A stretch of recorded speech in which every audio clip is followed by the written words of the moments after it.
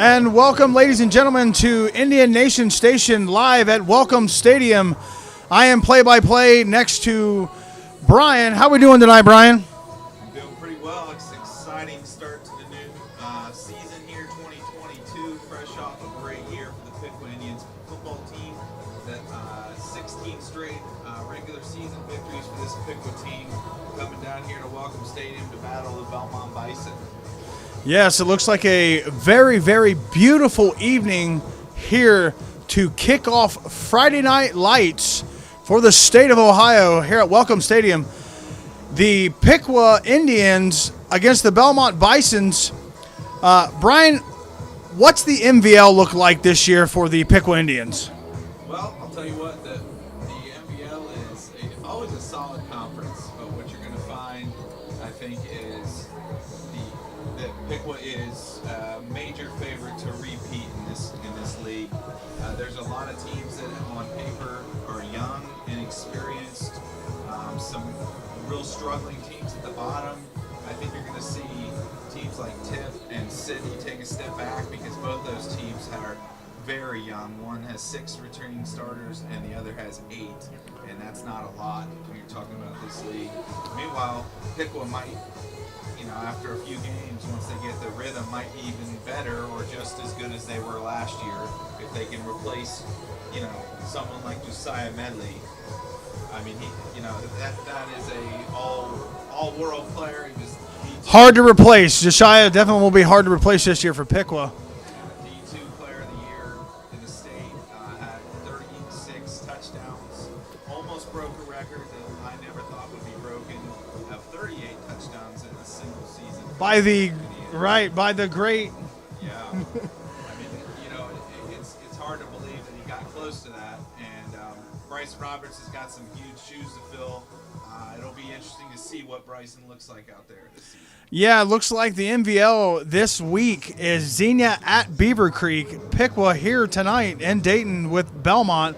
Greenville is at Eaton, Butler at Northmont, and then Bell Fountain is at Sydney, and then Fairborn is at Tecumseh, Bellbrook against the very young, like Brian just said, the Tippecanoe Red Devils, and then the Dunbar is at Troy. The game I'm looking at right there is the Butler game. I'm very interested to see. Butler's an excellent coach who they came in last year, made some changes. That program, I think, is on the climb. It's one of the programs in this league that I think are going to give a lot of people a hard time this year. That Xenia team is also going to be one of the strongest teams in the league. They had a young team last year, got off to a quick start. Right.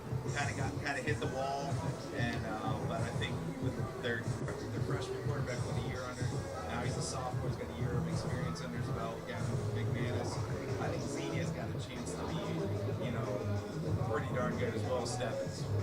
Yes, both teams very young, but with high school football, that's what the beauty about high school football is that next level for that student athlete, that next grade, them going from a sophomore to a junior, it can make a world of difference when it comes to the play. And we've seen that a lot here lately around the MVL and around the greater Dayton area football. I'll tell you what, you talk about youth, we're looking at some tonight on the Belmont side. 16 of their 31 rostered players are freshmen, which is hard to believe that you have that many, but we weren't even sure a week ago whether this game would actually go off if they had enough to roster. Right. Yeah, they were on the cusp of not being able to, what they call shirt enough players to, squad up tonight. So, well, it's a unique situation when you play a team that has not scrimmaged anyone. They no-show to scrimmage. They haven't seen it on video. I think Coach Travis Neese told me this is the first time, and he can remember ever being a coach not having any game film. Not a single bit of game film to get a feel for your opponent whatsoever. They do have last year's game against them, and that was the coach's first year at Coach Pascal's first year at Belmont. So they were still a work in progress at that point. So it's kind of like repeating history tonight a little bit. Real inexperienced Belmont team, even more inexperienced this year than last. So I don't I don't know that this will be a good measuring stick for the Piqua Indians tonight, but hey, it'll be a fun one to watch, to get out, get a game in this year. Absolutely. It's a beautiful evening, like I said, here tonight in Dayton Welcome Stadium. I did read an article just a few weeks ago that the renovations for this are coming. So those that do visit here, and that have been, visiting the Welcome Stadium, the renovations are coming. So this facility is going to get a facelift in the next 5 to 10 years. So, but it is a little around 80 degrees. There's just an east to west wind, and we are going to be getting set to kick off here in just about 8 minutes. And we're going to step away from the mics here. We're going to go to the bathroom and possibly get a drink. Everyone stay tuned to the Piqua Indian Nation station.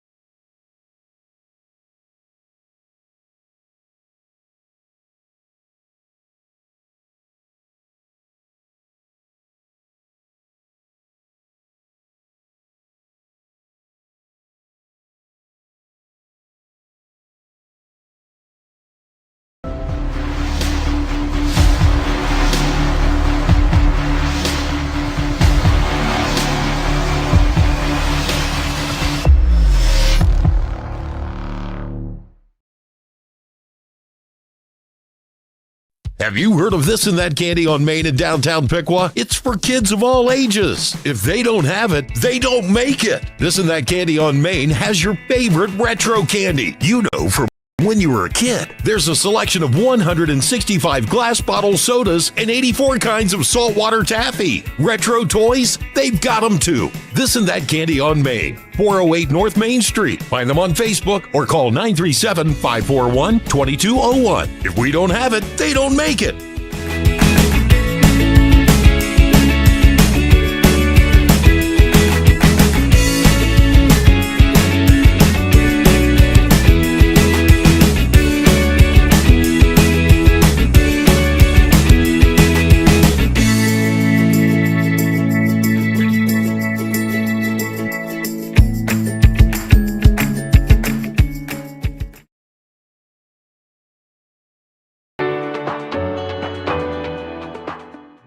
I had a lot of struggle trying to find a proper real estate agent to help me with all of my house buying needs, and the last people I came to was Kathy and her team, and they're just amazing. I highly 10 out of 10 recommend. Kathy just sold my house in record time, record offers, record showings. If you need to sell a house, go with Kathy. She is the absolute best. Kathy's team helped me out so much. It was a great process. The gifts. Look forward to living here in Ohio and recommending many future home buyers to use Kathy and her team to find the perfect house for them. We found that having Kathy Haney as our realtor, we were comforted and encouraged by her professional experience. Definitely highly recommend. Definitely. We just sold our house because of Kathy Haney's amazing skills. She is positive and thorough, and I can't say enough good things about Kathy. Thanks, Kathy. You're the best. Thanks, Kathy.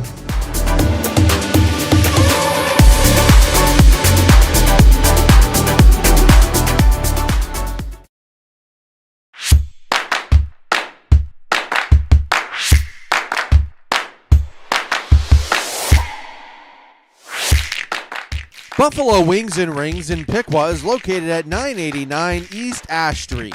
They have 45 TVs to watch all the live sports that you could imagine and offer a wide variety of food options.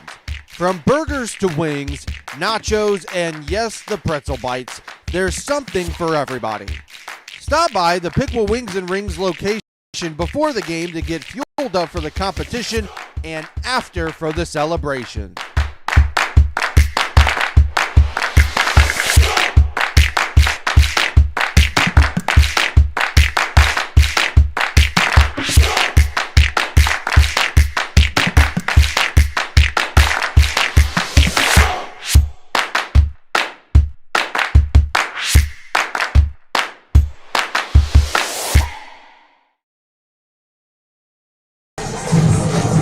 welcome back to Welcome Stadium in Dayton, Ohio.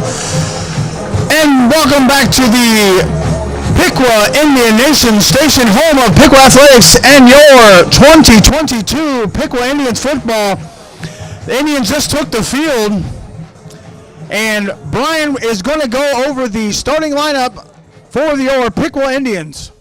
Okay, Ryan, we'll start with the offensive setup here for the Piqua Indians for 2022. We'll start with the line, the front line. We have from right to left, we got right tackle John Stavino. We've got right guard Jacob Boskel. We've got center Parker James, left guard Brayton Soliday, and left tackle Anson Cox. In the wide receiving core, we have Drayshawn Roberts, Mickey Anderson, and Elijah Frazier. At quarterback, we've got none other than Brady Uhl. We've got at the fullback position Colton Booker, and then we have Bryson Roberts toting the rock out of the running back spot. So that's now, at this time, if you're able to stand, please rise for the Star-Spangled Banner. And gentlemen, please remove your hats.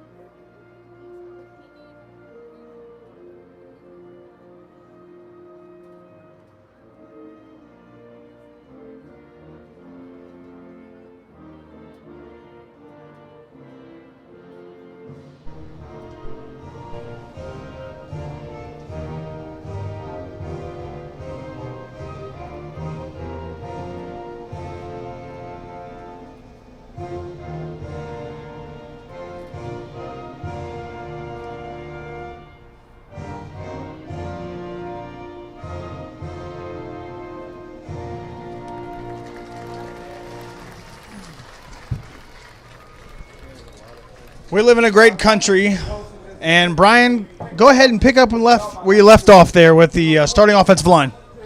Yes, we on defense, the Piqua Indians will feature along the front line. They have defensive ends Anson Cox on one side, number 79, and 37 Brennan Johns on the other. Defensive tackles will be Hayden Weigel and Derek Jones, both new starters this year. And then we have at the money position, which is kind of the slot, covering the slot, will be Bryson Roberts. And then you'll have Colton Booker also at linebacker, and Sam Schmeezing and Devin Finley playing inside on the linebackers. And then we have at corner Elijah Frazier and Drayshawn Roberts. And patrolling the safety position will be Kai Warner. So a lot of athleticism in the back end of that Piqua defense this year.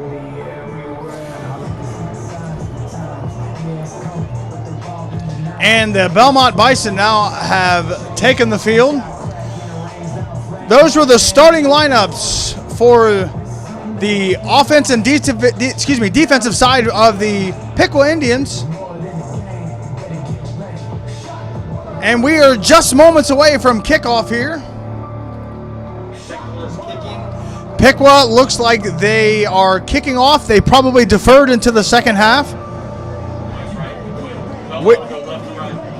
Belmont is going to be going left to right.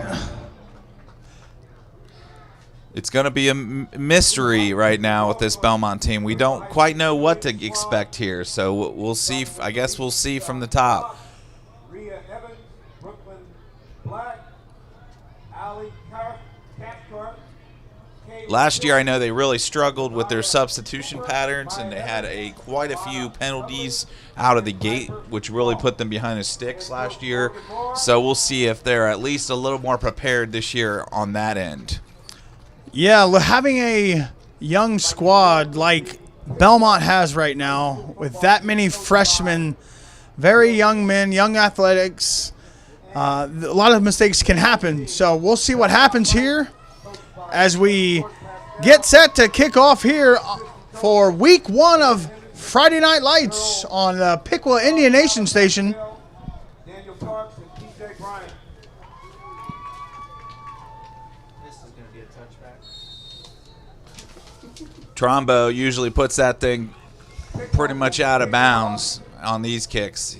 He's got a heck of a leg. He's a highly recruited player. Trombone kick deep. And it will be just missing the backside of the end zone, but that'll be a touchback. 1st and 10, Bison. Get used to those because Trombo does that about every kick he puts out there.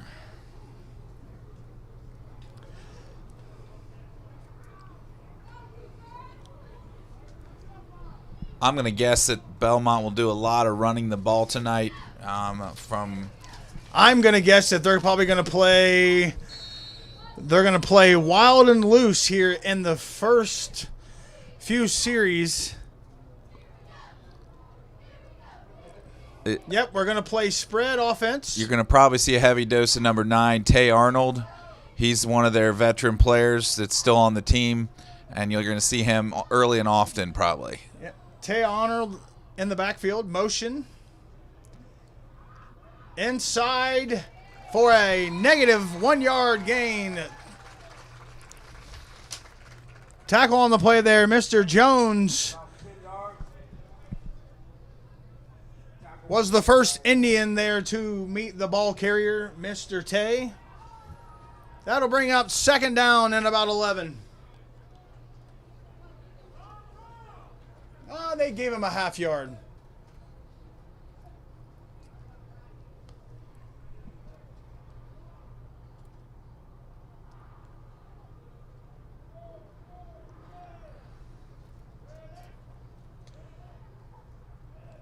Motion again. Keep. Outside. Gets a block. Upended by number 24, Devin Finley. And we have a player down.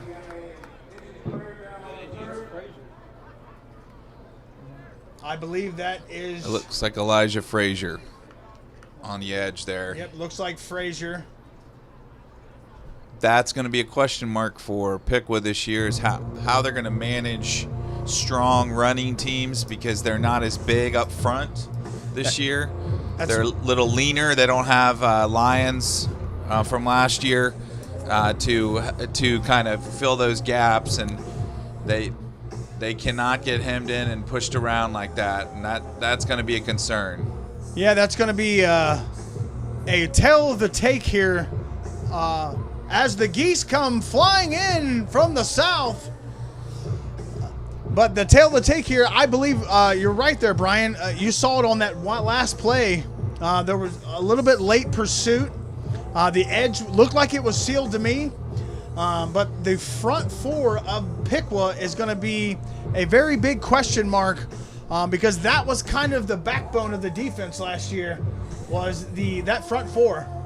Indeed. You're looking at some inexperienced players on defense this year. You have sophomore number 66 Hayden Weigel is going to have to step up. Number 74 junior Derek Jones and number 37 Brennan Johns. 3 out of 4 starters have had to been replaced from last year's team. They lost some key guys up there like Caleb Lyons, Landon Hare, and Tate Adams. Those were important players that you just don't replace overnight. And then so it could be a little bit rough early in the season, but I'll tell you what, Bill Neese has been known for being able to produce football players, and sometimes it's a reload type situation at this program. And if I'm not mistaken, he calls himself also partly the line coach. He hangs his hat on he is the line coach. So, just like you said, it's the next man up. And Neese has always had that mentality when it comes to the offense and defensive line of play here. So it's going to be interesting when you're missing and you're losing that many players that are starters. what are those young men going to do? These first 2 to 3 weeks are they're going to be the test of them, and then that's going to be a big factor on the development of this defensive line for the Piqua Indians. Well, I think the trenches are going to be the difference whether this team can make a run in the playoffs this year, or it'll be similar to 2020 where you made a couple rounds and you're out. I think the offensive line will be okay.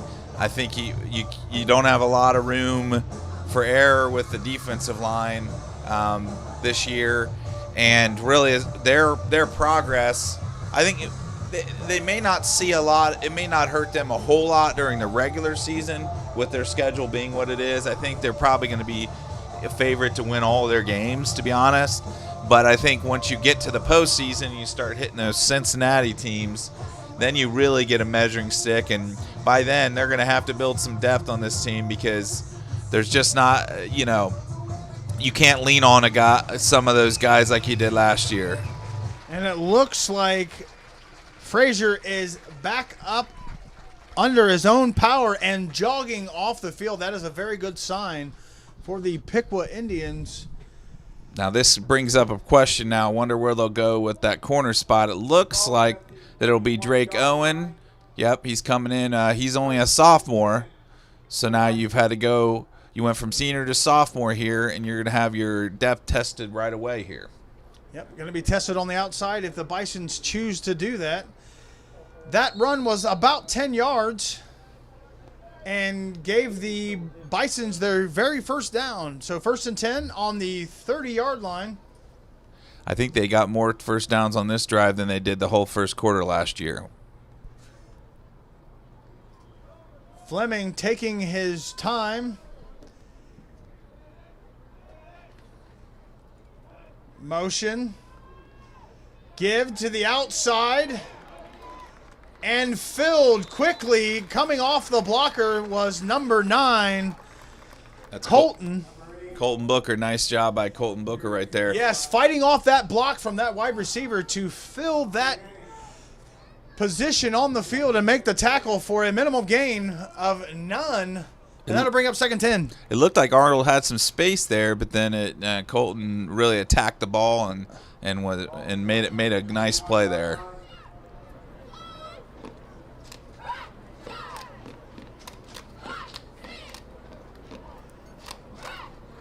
Bisons now 2nd and 10. Right about the 31-yard line. Fleming. No motion. Going to go with power. Filled. Yes. Good pursuit to the football were the host of Indians, Roberts, and Schmeezing with the tackle there. Looked like Bryson got it, set the table for that tackle by attacking off that play, and then he set the table for Schmeezing, and then Drayshawn took, cleaned up the mess on that one. Everyone filled there. Everyone kept pursuing. Bryson did a very good job attacking to push that outside. That'll bring up 3rd and about 7.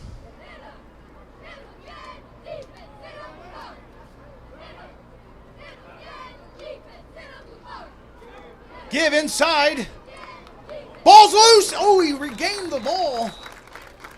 That ball looked like it was coming free, but he was able to regain control. Going to bring up 4th and 3.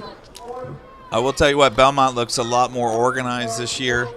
They're a lot more settled on offense than they were last year. I mean, they probably had 5-6 penalties in the first quarter of that game last year. So they're much more settled and seem to be a lot more organized. A lot more. They're very disciplined right now. It looks like, they've got a sequence of how they're doing their cadence.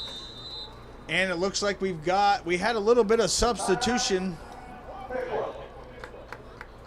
Looked like they might have bailed Belmont out there because I think Belmont was a little confused on the substitution. I agree with you on that one, Brian, because they couldn't get the right personnel. Jones had ran off the field for the Piqua, and they were trying to get them settled on the defensive line, and then Piqua decided to bail out the Bison there, and we've got our first timeout. I think they weren't sure whether that Belmont was going to actually go for it or not. I think everybody was confused on that play, both sides. At this point, I think Belmont's, if they get anything less than 3 yards, I think they're kind of an organization and a team with a mentality of we're gonna go for it. But it looks like Piqua's return unit, is out on the field. Tell you what, you got a couple really good athletes back there. Two excellent runners, Speed and Drayshawn Roberts, and Ryan Brown. Yes. And they're lined up. They're going for it. And we're back in too deep. It looks like they're going for it. Piqua is now Brown and Roberts are running up. He has a lead. And he gets on the outside and a gain of about 13 yards for a first down for the Bison. The Indians were a little bit confused there. That would have been a good time for a timeout, probably better than the first time they called timeout. Yes, absolutely. I think that was a form of communication from the defense. Should have been back to Brown and Roberts there to come up, but they came up very, very late to fill. But here we are, first down, Bison on the now 47-yard line of the Piqua Indians. I think you're going to see a lot of quarterback runs tonight. Quarterback run or a handoff run. Not a lot of passing, I think, tonight. I think we're going to see adjustment here. There's the adjustment already. And the ball's on the ground. He does not pick and recovered by number 9. Colton Booker on it. Colton Booker. They took Tay Arnold out one play, and it did not go the way they had hoped. That was a complete, as the offensive line coach was, you whiffed on him, young man, you whiffed on him. There was a lot of whiffing going on there, and there was 2 Piqua Indians standing in the backfield to almost take the handoff. And then the backup running back, he never got a hold of that football there. Yep, and the Piqua Indians, Ole and the Indians take over on the Bison 32-yard line, 1st and 10. Ole set, 5-yard out, up the field for 10, 11, give him maybe 12 yards. We'll give him 11. That's Mickey Anderson on that catch. First down, Indians. He's a new starter in the lineup, but he's got some experience. He's a junior this That's year. who Brady went to right off the bat. And we've got whistles on the field. Now Belmont's going to the timeout. Belmont with the timeout. And we're going to step away on the Piqua Indian Nation station. I'm Ryan and Brian, and we'll be back.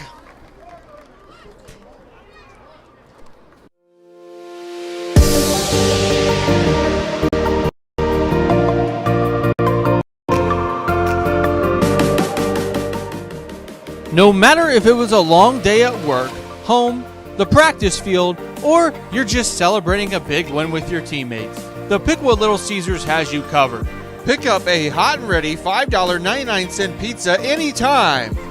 Your Piqua Little Caesars are proud sponsors of the Indian Nation Station and Piqua Athletics.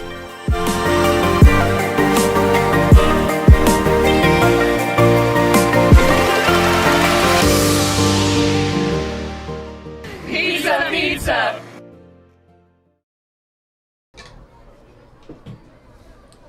And we are back. Looks like we've got some pistol stack here. Give inside. Bryson Roberts on the carry. It's going to be interesting to see how Bryson handles the expectations, trying to – hopefully he just tries to be himself and not try to live up to not Josiah do too Medley. much. Right. That's a tough spot to fill. Bryson's talented in his own right for sure. That was Booker with the leading of the rollout.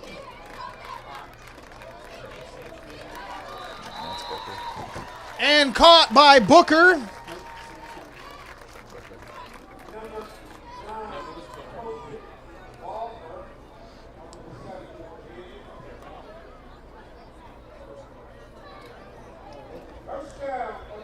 And we got a little bit of hurry-up offense here coming out of the Indians. And a little bit of late getting off the field is the Bison's official timeout.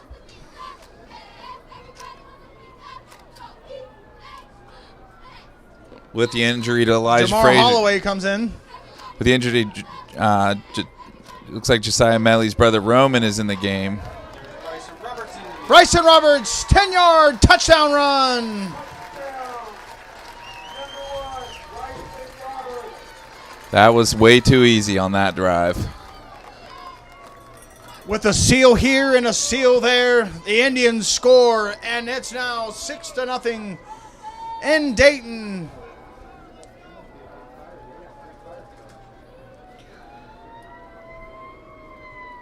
First of many extra points for Trombley here, I think, this year. Absolutely. Trombley here. Going to get to work in, I believe, this game. Kick away, and the kick is good. With 7:36 left in the first quarter. Off a Bison fumble. Scooped but not scored. Indians now lead 7-0.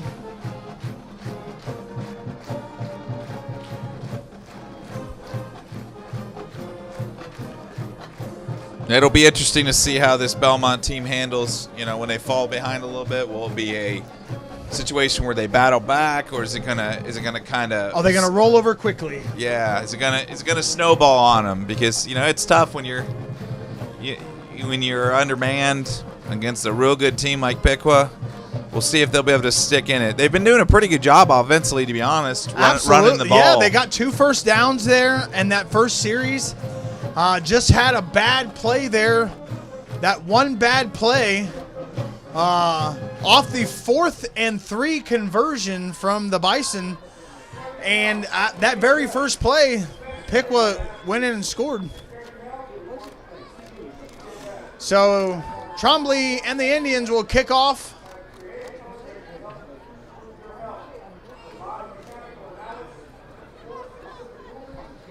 They might as well stand right there at the 5 because this ball's going to the end zone. This is just Trombley keeping that leg warm. Yeah, he gets a lot of practice. He keeps that leg warm on these kickoffs.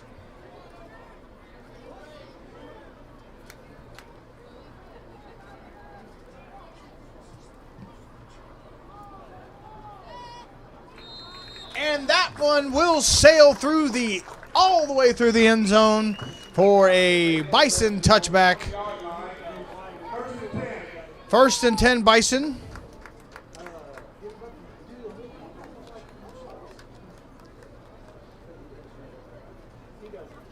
Belmont has a razor-thin room for error with a limited depth and a lot of young kids on their team.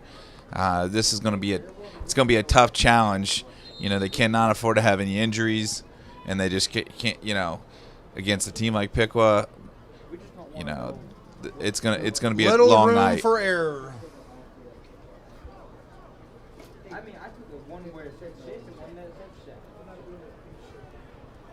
Coming on late to the field for the Bison, and we have a timeout. Fleming looking at the official, and now his coach could not get the play in. Well, it looked like one of his linemen was getting taped up, and they really didn't have anybody ready to go in there for him. Didn't have a backup for the tape. The kid ran out there, but then it was too late at that point. Like to take a moment and thank our sponsors for the 2022 Indian Nation Station. Kathy Henney, Little Caesars, Tease Tech Productions, Buffalo Wings and Rings, Dick Lumpkins, This and That's, Candy on Main, Harmony Systems, Crayex Corporation, Edison State, Dr. Littlejohn, and Morris Comfort Systems. Thank you for your sponsorship to the Indian Nation Station. I don't know that I've ever seen that before. They had Belmont's player was given a different jersey, put on the jersey, I think to go in as a lineman. Then they came back out. They didn't need him, so they pulled off his second jersey, and he had a jersey on underneath. It was a different number. Get out of here. I have not seen that one in pretty much any football game that I've been at. Got to be ready at all times if you're a Bison. Be ready at all times. 1st and 10, 20-yard line. Motion. Give. Quarterback keeper.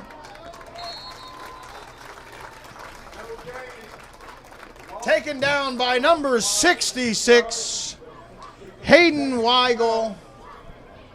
You know, it's a tough situation for Belmont because you kind of know they're running the ball. So they're going to keep stacking and stacking. They're going to get closer and closer to the line, and there aren't going to be many gaps to run through after a while here. They're going to have to get that thing off the edge, or it's going to be a long night. They are, and that's where it looks like to me Nice and the Indians made an adjustment there off that 4th down conversion. We'll see what the Indians continue to do here on defense.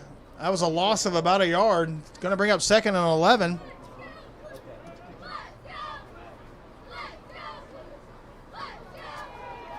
Jones barely missing him. Tripped up at the shoe was number 9, Colton Booker. Mr. Booker. Colton Booker with a shoestring tackle, but it counts. It looked like they maybe over-pursued a little bit. It was a nice move by Fleming to break up the middle there. Luckily, Booker was able to track him down. Booker was the backside help, too. He was the weak side on that one. So he made a very, very good scrape and fill. The Belmont cheer squad is bringing the heat down here by the football field, keeping the fans fired up. I love it. 3rd and about 6. And we've got a flag. We've got delay of game on the offense. Just missing that snap there, Fleming was. Looked like they sent Schmeezing on a blitz right there. Yep, Schmeezing was coming through that A-gap. Wasn't going to end well, I don't think, for the Bison on that one. It was going to be him probably taking the handoff. Substitution 16 off for the Indians. Is that Uhl playing corner right now? Owen off. I think Brady Uhl is in that corner. And high snap, but taken down on the outside by Sam Schmeezing. And that'll bring up 4th and 11. And that was Brady Uhl was playing cornerback there, Brian. You are exactly correct there. I don't know that was in the plans for tonight. But I don't think so either. He ran on at the last second. I'm like, I wasn't sure what they were doing. I don't know that they want to use him too many times on that just spot. tells you that Elijah Frazier probably is not cleared to come back into the game yet. Yeah, I don't believe he's going to be back tonight. I don't know that even if he was cleared, they'd bother putting him back in there for this one. Punting unit and return unit for the Indians. Kick is away. It's high, but not very far. Fair catch at the 50 in contact. He attempted to try to help him not go to the ground, so good no call in my opinion there. Good no call. Ryan Brown tried to kick out the legs and tried to sell it a little bit. Get 15 there. The ref was not buying it. Trying to sell it.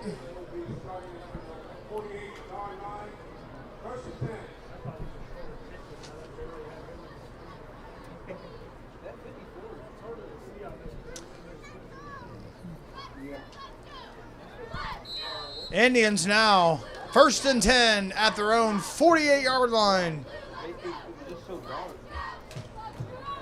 Schmeezing in the backfield with Uhl. Trips all the way to the boundary. Ryan Brown has an advantage over there if he can get it. Uhl couldn't get it away. And back to the original line of scrimmage. Brady was looking for something deep because we had curls and flats with the trip side. That right side of the line, that's going to be the part where they're going to have to really sure that up. That's the new offensive lineman. The whole right side of that line is going to be, well, the right tackle, that was John Stavinoa, and Parker James at center. Those are our two new linemen this year, and they've got their best defensive end over there, which happens to be their quarterback rushing them. Smeezing the carry. Breaks 1, 2, 3 for 15 yards to the Bison 37-yard line, 38-yard line. First down, Indians. Sam Smeezing has absolutely become a force on this team. He has really worked hard in the weight room, and he's a lot faster over the last couple of years. He looked very what they call downhill running right there. Absolutely, north and south. I'm here to get yards north and south. Give to Smeezing again. A little bit of a wham play for about 5, maybe we'll give him 6.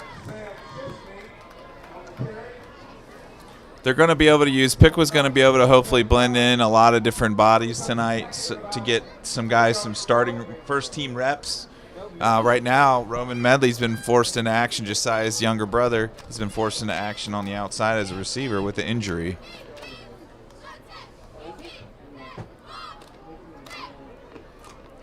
Brady looking down the field. Brown kind of gave up on the route. Or he maybe lost his feet there. Caught the very last moment of it, but incomplete to a falling Brown. It looked like he maybe got bear hugged by number 10 on Belmont on the break. I think he's a little nervous because Brown can absolutely fly, and he's a little nervous on those routes. Doesn't want to get beat.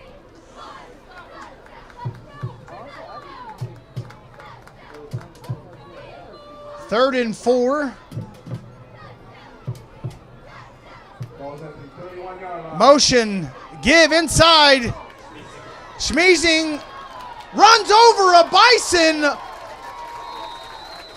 He, with a hit stick on the controller from Smeezing with a first down. Yeah, he absolutely trained, get off the tracks, the train's coming through type of situation there. Now here's the situation. It looked like Smeezing might have got a little bit dinged up there. I think up. He wanted a break. He ran out asking for the water bottle. So I think he's all right. He just needed some water. That was maybe 4th carry of this drive. Motion, pitch. Anderson.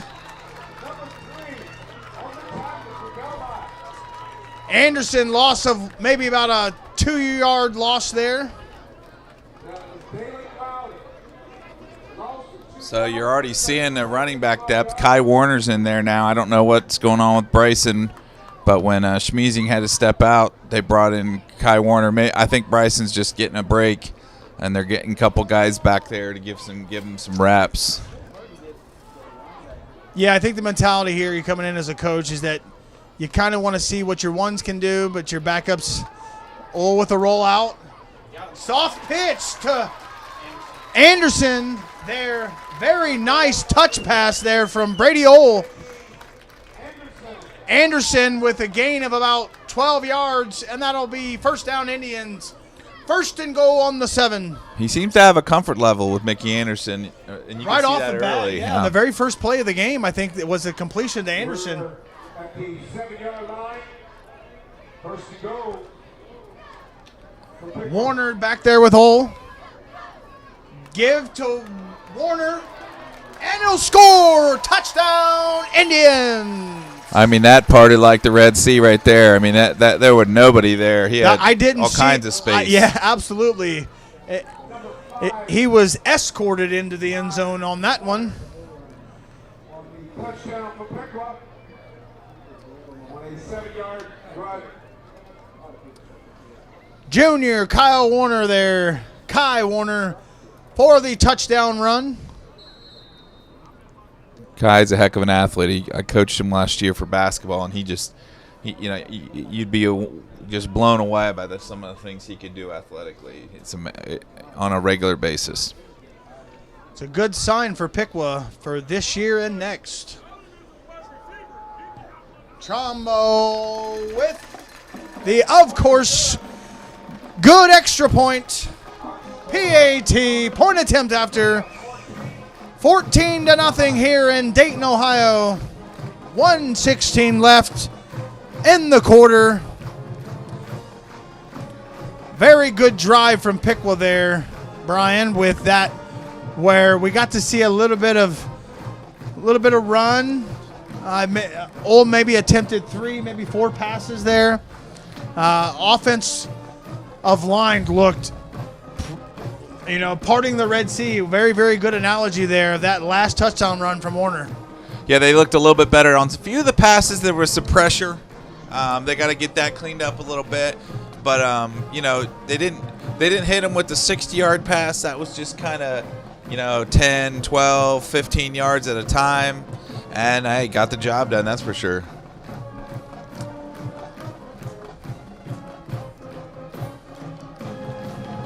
Good start to the game here for Piqua.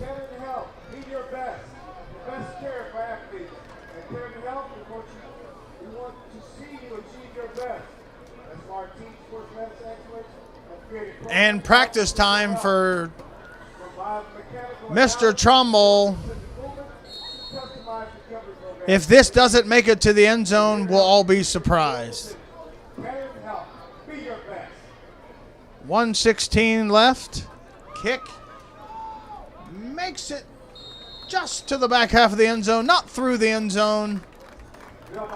Belmont 1st and 10 on their own 20. He definitely keeps those ball boys in the end zone very busy during the game. So they yes, he does. Gives them something to do. I think that's a stat we should probably let's keep track of for our stat guys. How many actual returns that the Piqua Indians have this year? That's a stat I'd like to see.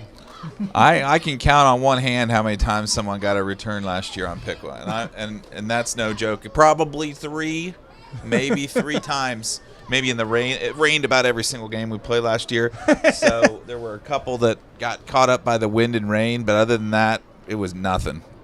Snap back and tackled by his own player and Anson Cox there, the senior.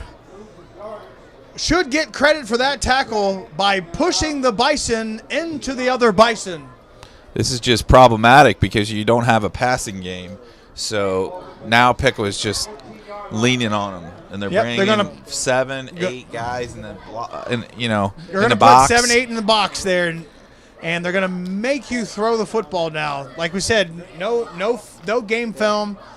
First time seeing them on that first series there. And looks like we've got some creeping linebackers. He's pretty good when he wants to be. Give inside. Miss 2, 3, 4 missed tackles maybe. Gonna go back and watch that one and say we got to do better. But brought down at the 26-yard line. Man, I'll tell you what, those numbers on those Belmont jerseys, 8 and 9, look identical. Absolutely, you agreed. Can't tell the difference. And there's both guys are in the backfield. It's 9 and 8. And that'll be the end of the first quarter here in Dayton, Ohio. Piqua 14, Dayton Belmont 0. And we'll be back. Here's a sponsor. Take care.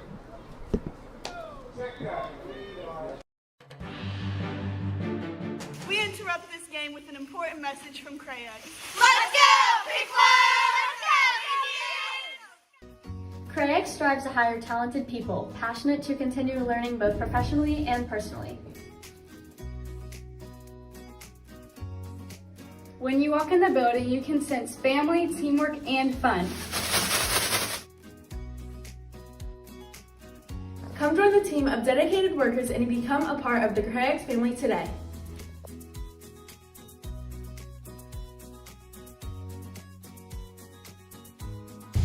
Let's go, Piqua!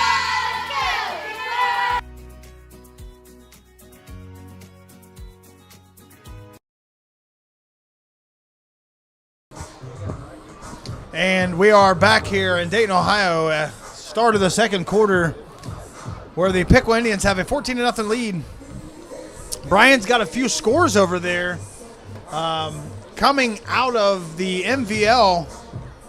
Yeah, we have a little bit of a surprise going on right now. At least in my eyes, I thought Northmont would look pretty good in the scrimmage, but I didn't know they'd be 28-0 over Butler in the first quarter good, and that's what it is currently, which is kind of surprising. First quarter out there in Northmont, Butler trailing 28-0.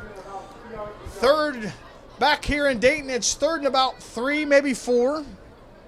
Fleming looks to get the snap, rolling, keeping, pursuit.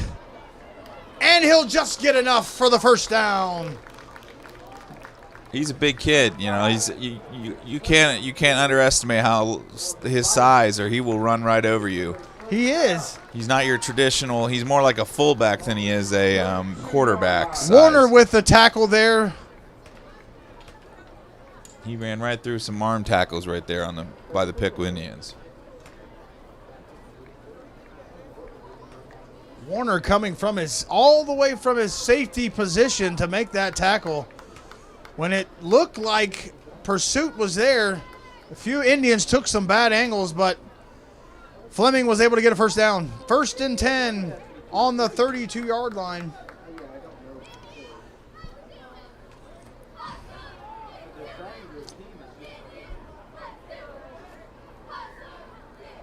Over defense. Nice spin move. Spin move. That's Tay Arnold right there. Tay Arnold with a pretty good spin move to get 2, maybe 3 yards. Nicknamed Two-Way Tay. Two-Way Tay. I kind of like that.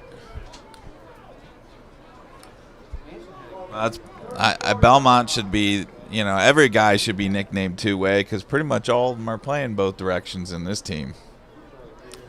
Yes, when you have 31 coming out, you are going to have a lot. It looks like their whole bench is just some young guys, freshmen, that are standing over there in case they get called upon.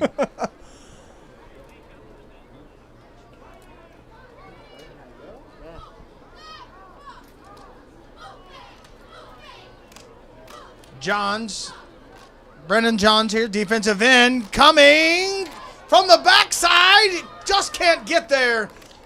And we have dirty laundry on the field. And number 50 is standing by himself with his hands like, what did I do? What did I do? Probably a hold on the stretch there.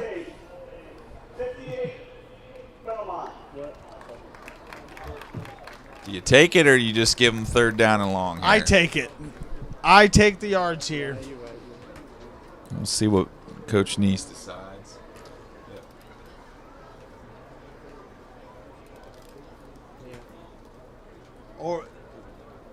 Yep, he's going to decline it because of the loss there. With the no threat of passing, I think maybe that comes into your Probably play a safe on that call decision. there, Brian. I agree with you on that one. They did lose about 4 to 5. They have 5 yards on that play. Going to bring up 3rd and 13. I mean, they have not thrown it yet. We'll see if they maybe decide, let's give it one. Let's They give it went a whirl an entire once. quarter without throwing the ball. I feel like I'm in the CCC now with all the wing tees. Hey, we're going to see that at Troy this year. Yes, wing we will. tee.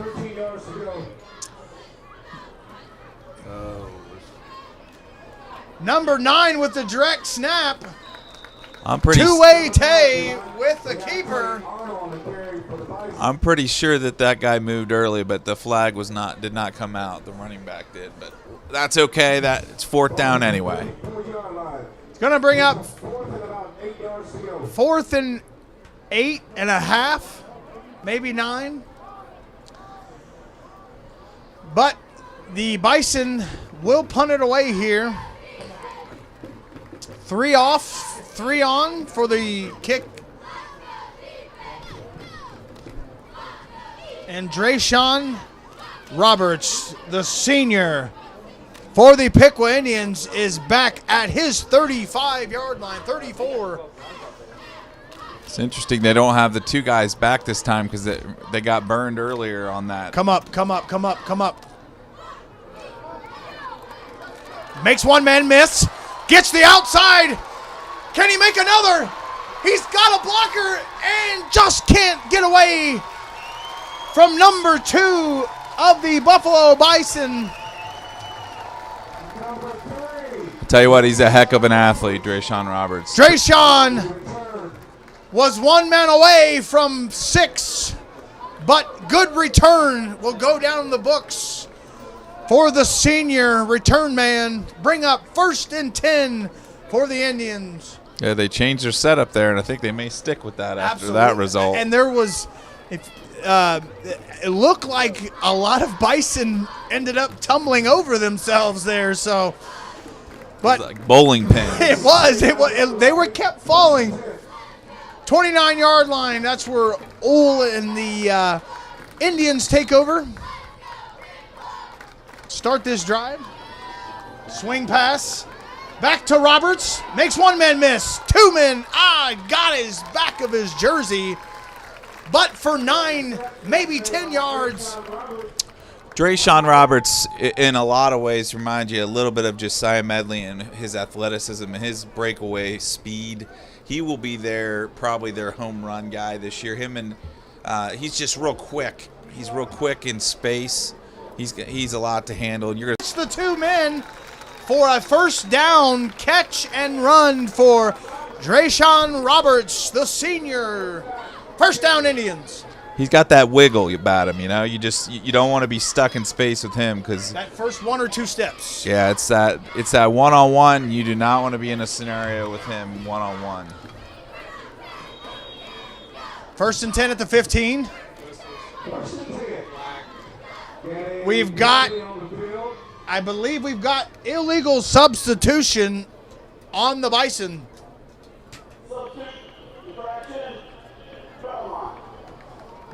That's the first one of the day for them. That's or is that the second? Second one. A holding call was the first. Well, I'm talking about substitution. Last year they had all kinds of substitution issues. Yes, so.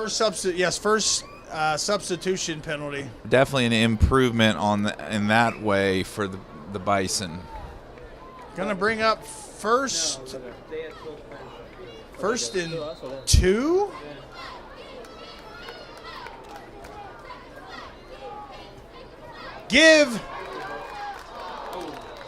Good tackle by two-way Tay from the Bison. First and goal on that 3-yard run by Mr. Bryson Roberts.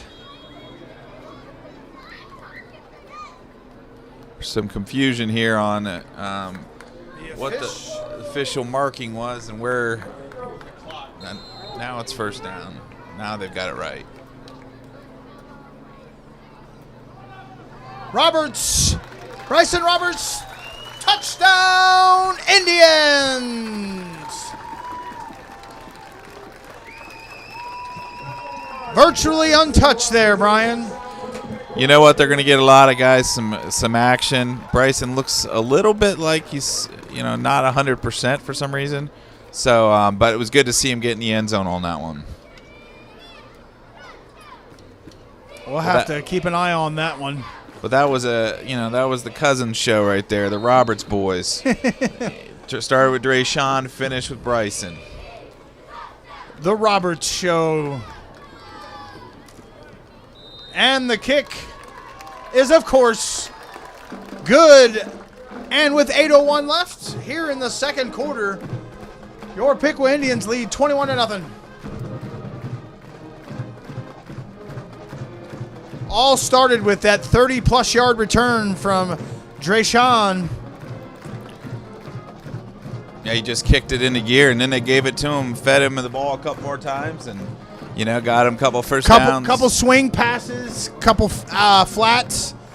They were able to, Ole they're looking to probably get him into at least a little bit of a rhythm before they probably take him out of the game here. get him at least probably 10 to 12 passes here in this game. So I'd like to see, I definitely can't wait to see what the stats are on for Brady and the Indians here coming at halftime. Troy currently leads Dunbar 21-6 in the second quarter. 21-6. Troy Trojans over the Dunbar Wolverines. Let's hear for athletes. Caring help. We want to see you achieve your best. That's why our team sports medicine experts have created programs to help you to improve your health. From biomechanical analysis to sport-specific movement. Tecumseh leads Fairborn 14-0. Fairborn is very young. Defending state champion Winton Woods and Trotwood are locked in a 0-0 tie in the second quarter, which is somewhat surprising. Winton Woods lost some of that firepower. That powerhouse, yes, they they're lost. Still going to be pretty good this year. Trotwood must have upgraded because they have struggled the last couple years. Yes, I was at a scrimmage of Centerville and Trotwood last year. And, Trotwood was not the same and has not been the same since their head coach left and went to Springfield. Kick is away, and we will have no return again. First and 10, 20. I wonder if Belmont will open up the playbook here, Brian, and we'll see some passes, or we don't trust the quarterback. Well, I think he's probably only playing quarterback for the, I'm not at their practice, but I'm guessing he doesn't have a lot of reps at quarterback. So the playbook might not be able to be open because it might just be one sheet at this point. They probably have about 10 plays they can run, and I don't know that any of them are passing the ball. One sheet playbook. That would be a shock to me in this day and age of offensive geared game. But here we are, 7:48 and counting. Fleming looked to pass, sacked by number 37, Brennan Johns, the senior. Well, maybe that's why they don't pass the ball. Because that didn't look very good. That didn't look good. Yep, that's what you call in the producing world on cue. Yeah. On cue. They were like, I heard him talking like we weren't going to ever throw it. Well, watch this. This is why. Sack of 12 yards there. Gonna bring out second and 22 yards. If this is a pass, I'll be surprised. Gives it to two-way. Tackled by Schmeezing and Booker.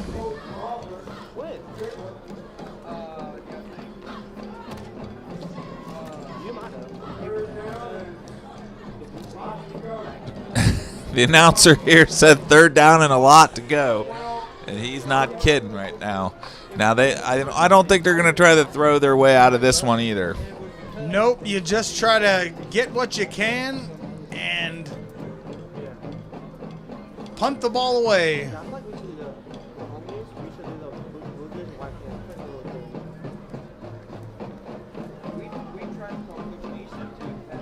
Two-way Tay and Fleming in the backfield. They're wisely squeezing the clock a little bit on each. Absolutely. Snap, give to two-way, touched in the backfield by Mr. Hayden Weigel, and then tackled by a tribe of Indians for a minimum gain. They're not going to, they're probably a little frustrated with the missed tackles. They've had a handful of missed tackles tonight. But, you want, as a coach like Coach Neese, I'm sure he's picky, and he's going to expect more from the guys as they go forward. But there have been some arm tackles missed tonight. Like that, they had them in the backfield and let them go for about 4 or 5 yards there till the tribe caught up with them.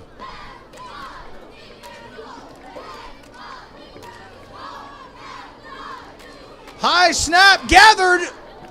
Almost blocked there.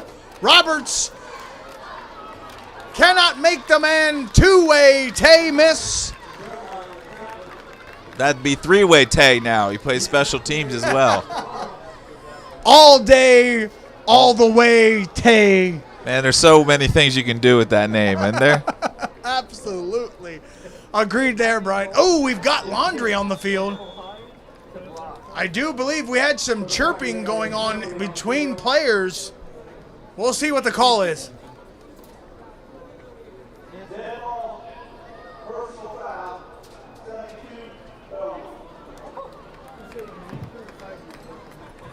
And when I was coaching, that was called a free 15 yards given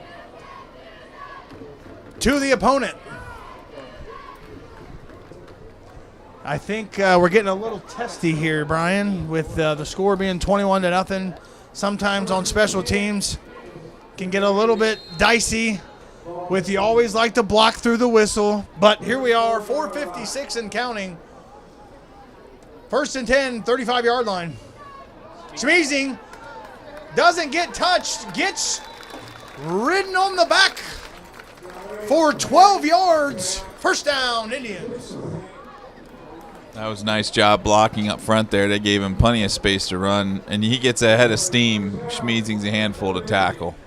He did not get touched until about 6 or 7 yards down the field, and he was dragging that tackler with him for probably 4 to 5 more yards. So first down for Schmiezing and the Indians. Schmiezing again. Gets on the outside. Gets a block or two. Was wanting to dive for that end zone, but made the right decision. Out of bounds, 1st and goal at the 2. They're spreading the wealth around, and Sam's going to get himself a touchdown here shortly, I think. That looks to be the case here. This looks to be the Schmiezing drive. A Schmiezing here and a Schmiezing there. You've got 3 different running backs, and 3 different guys are about to have a touchdown here in the first half. Which is, that's the definition of spreading the wealth.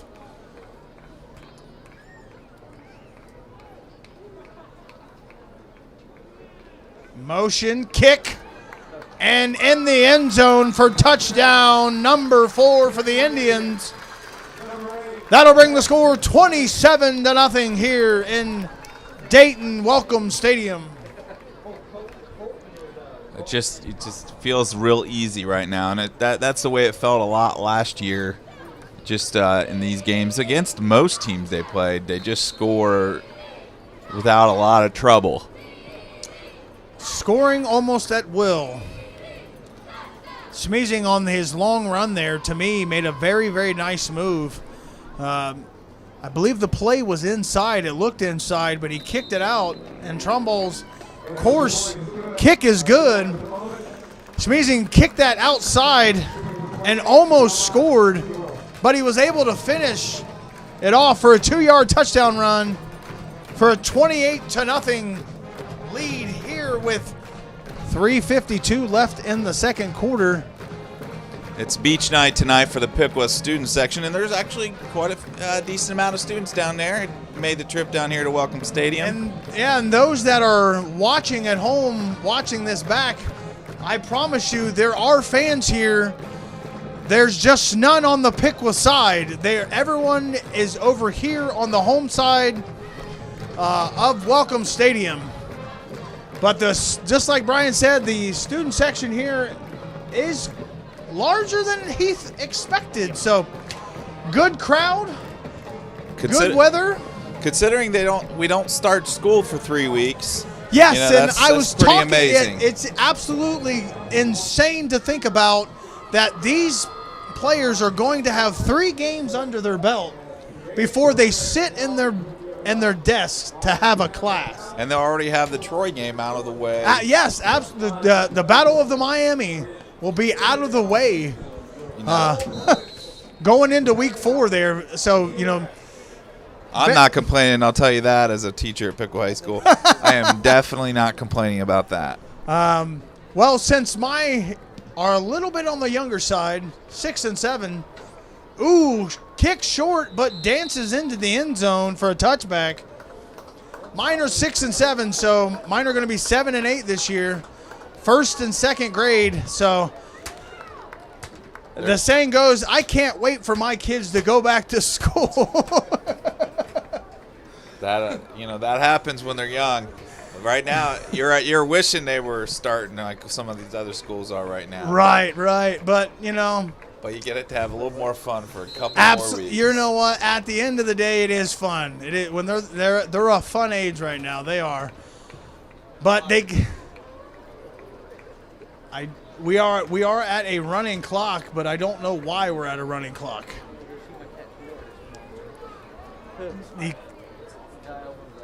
At 2:47 and counting, Fleming give to two-way Tay. 5 yard and a tackle by Brennan Johns. And that looked like Booker also came up. We'll get an assist on that tackle. Second down and about 5. Fleming and two-way Tay are going to need a good night's sleep after tonight because those guys are the only ones that touch the ball. Yes, and Fleming actually plays cornerback. They both play all three teams. They're going to be pretty exhausted. Fleming with the keep.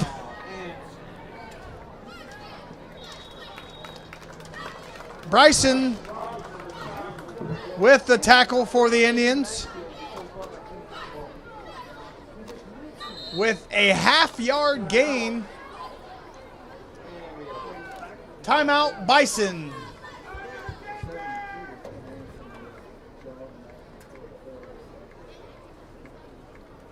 Oh, that's not good. That's Fleming down, isn't it? Injured.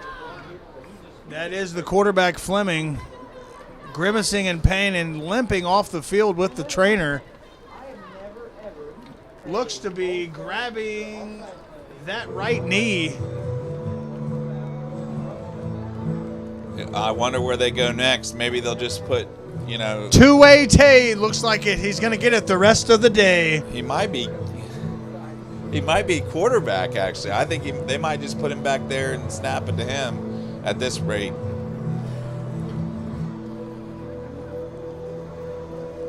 Yep, looks like he's... That's a knee. That's a knee or a lower leg extremity there he's working on. We wish the best for Mr. Fleming there for the Bison.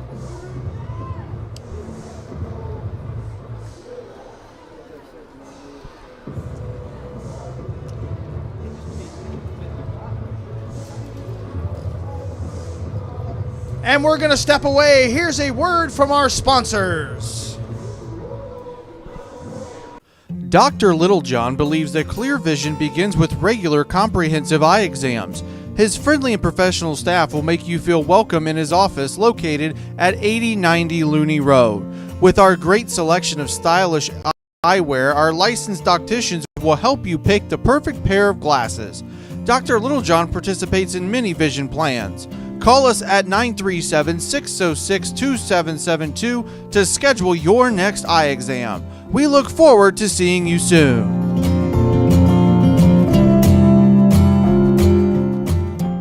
Go Piqua!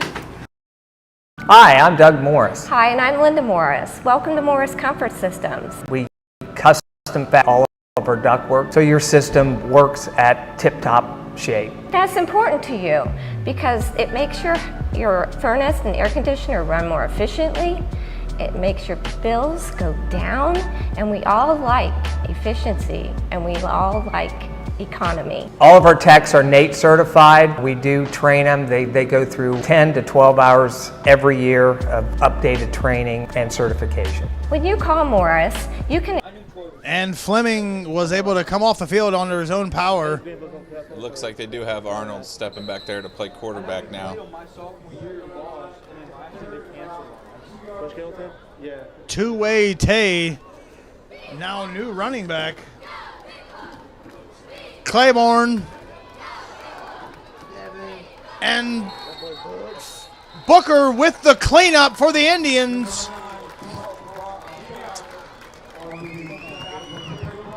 Man, Colton Booker really looks good out there today. He looks like a different player this year. He was a little nicked up last year during football and basketball, I believe. I know he was during basketball. Looks fast. Booker, he looks very quick out there. Yeah, he's showing a lot of speed. Because when I'm watching that play unfold, I saw him come out of nowhere to clean that up. So Booker's definitely looking like a different player.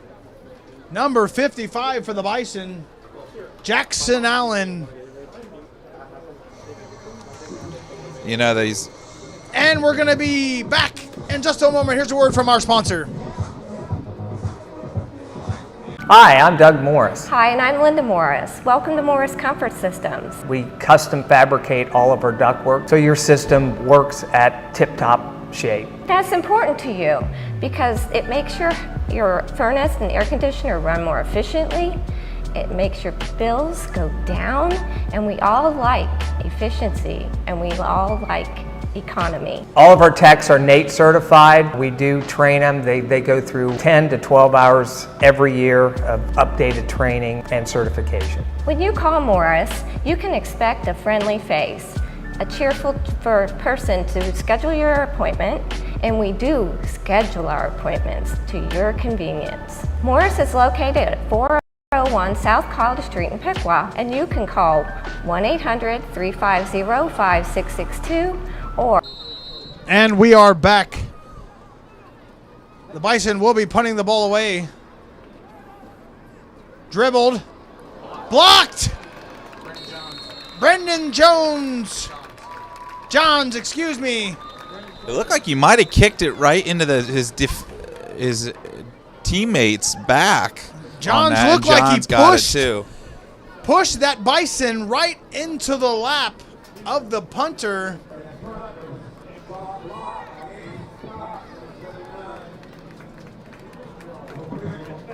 They're giving the Bison announcers giving Cox the block there, but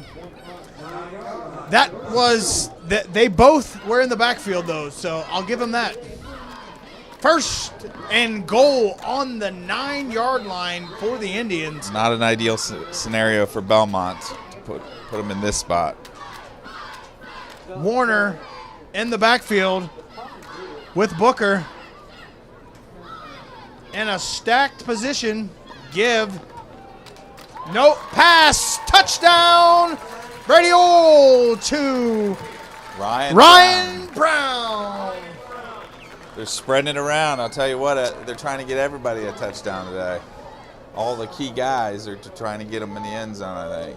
A little RPO there from the Piqua Indians. Old to Brown. Touchdown.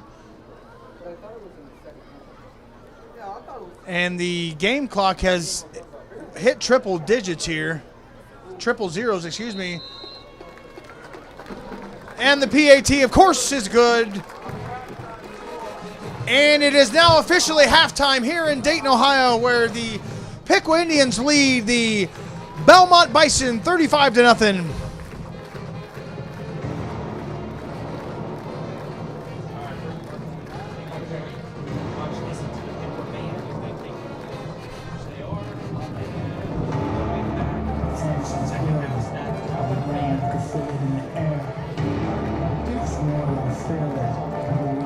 Brian, good half of football there for the Piqua Indians.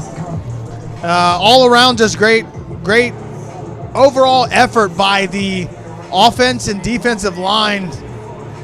So as the band gets settled here on the field, Brian, what's your thoughts on the first half? You know, it's just a team.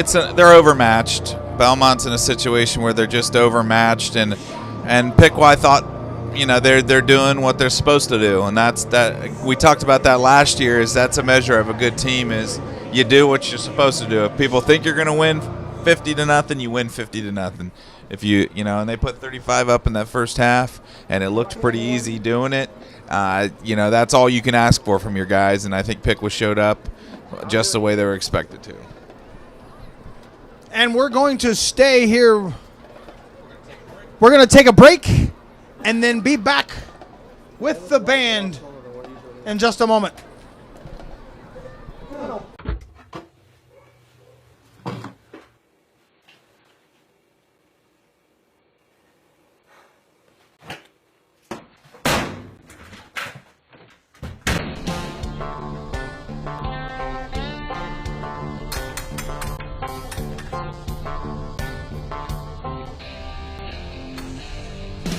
Got a bump.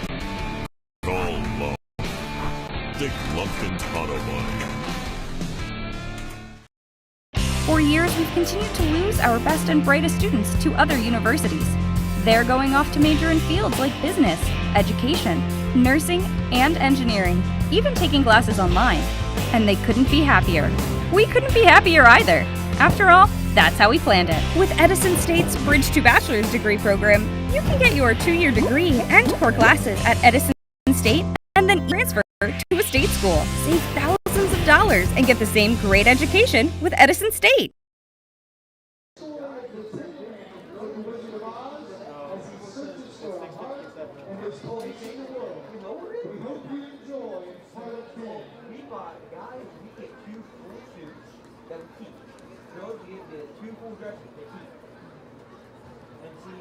That also includes, because we get charter buses with long distances and everything, and we also get among others, like last year. Okay, to make sure you're still filming this.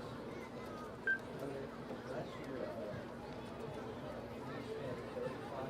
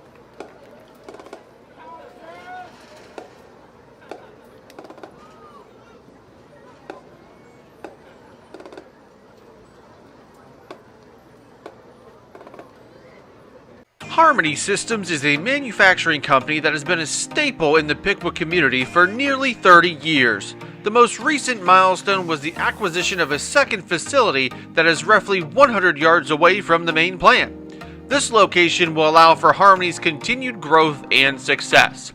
Harmony has over 60 molding machines and 225 employees, and we're still looking to expand.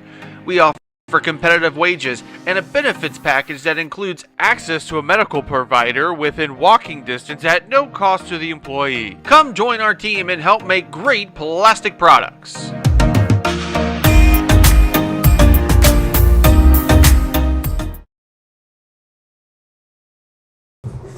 And welcome back to Dayton, Ohio. Welcome Stadium, where the Indians lead 35-0 with 5 minutes left in this halftime. Brian, you've got some stats from halftime over there. How did the Indians look on offense? Let's start with the offense over there. Well, I'll tell you what. What's kind of surprising is, the numbers, 20 plays for 148 yards, don't exactly blow your mind, but they didn't really need to do anything crazy with their defense holding Belmont to only 25 yards. They had the short field twice. Yeah. Belmont ran 22 plays for 25 yards. So, when you have that, you get short field. Sam Schmeezing was probably the most impressive back for Piqua in the first half. 6 carries for 67 yards and a touchdown, averaging 11 per.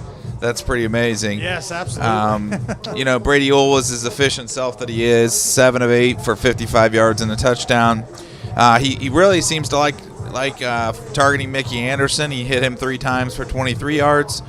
Drayshawn Roberts made some plays, obviously, in the special teams, and also had 2 catches for 15 yards. Had a couple punt returns for 38 yards. So those were really they flipped the football field in favor of the Indians. Yes, they did. They had the short field there for that 35 points right there, right before halftime. And then they had the previous touchdown was another the Roberts punt return gave them a short field. So the yards aren't there, but the score shows that the Indians dominated this first half. Yeah, and on the defensive side, two people that popped off the sheet are Colton Booker, who had 6 tackles, and so did Sam Schmeezing. And both those guys were everywhere. Colton Booker looks really fast out there, and so does Sam. Rushed into the ball, gave Belmont no space to run. A lot of cases. Devin Finley added 3, 2 tackles for a loss for Booker and a tackle for a loss for Schmeezing. So really, the defense controlled the first half. That's aided by a Belmont team with struggles with personnel, injuries, you name it. 31 rostered players, 16 of them freshmen. You're going to have that issue. Absolutely, yeah. Speaking of injuries there, we'll have to see what the Bison do on the second half here, as Fleming does look like he's warming up, but he is limping, and Tuatee is limping. So we'll see who takes the snaps here for the Buffalo Bison and the Belmont Bison, excuse me. The defense, to me, that first half, after that first series, Nice made the adjustment, the D-line made the adjustment, and they played very, very well on the ends. You have a sophomore there playing defensive end, senior Brennan Johns, limited in experience. He has not played a ton of snaps. Not a lot of first-team snaps, but he played very. To me, that's a defensive player in the first half who stood out. He was in the backfield. He made a lot of plays that were in my memory of what happened, and he was he was part of that blocked punt that happened in that first half. So the defensive line looked very, very well. For that first half. For having 3 new starters up there, they played pretty well against this Belmont front. But, John's no lack of energy. He brings a lot of energy to the table. Agreed. And off the edge, you need a guy you got that motor, and John's has that motor. We'll see how it handles, going against a little bit better competition in the future, but it does bode well that he brings that energy. You can't teach energy. In a lot of ways, you either have it or you don't. Right. He kind of reminds me, when I was in high school, we had our defensive tackle was about John's size. And a lot of people are like, well, he was the fastest defensive lineman we had, and he literally would beat all of us off the ball. He was just that much quicker and off the snap. And just like you said, you can't teach that energy, and you also can't teach speed. You really can't teach that speed and quickness that the defense had a lot of in that first half. Yeah, between him and Booker and Schmeezing, that was quite a trio in the first half of running to the ball and causing some havoc there on the Belmont side. Playing like seniors should play like. Yes. All right, with 2:24 counting left in this halftime, Piqua will receive this second half kick. We'll be on the running clock in the second half. We will be. Yep. For the time being, probably, I would say it'll probably be running clock the rest of the way. I do believe so. Running clock here in Dayton, Ohio.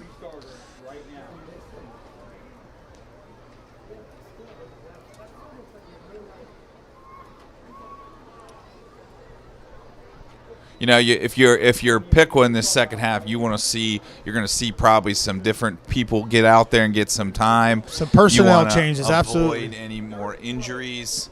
You did have an injury there in the first half. With a senior corner, Elijah Frazier, wide receiver / corner. That's an important player. It is. You do not want to lose any more key players like that. So we don't know the significance of that injury, if it's something that'll keep him out next week. But hopefully they're just resting him, keeping him out, get him some time to no reason to throw him back in a 35-0 game and risk him getting hurt even worse. Yeah, definitely.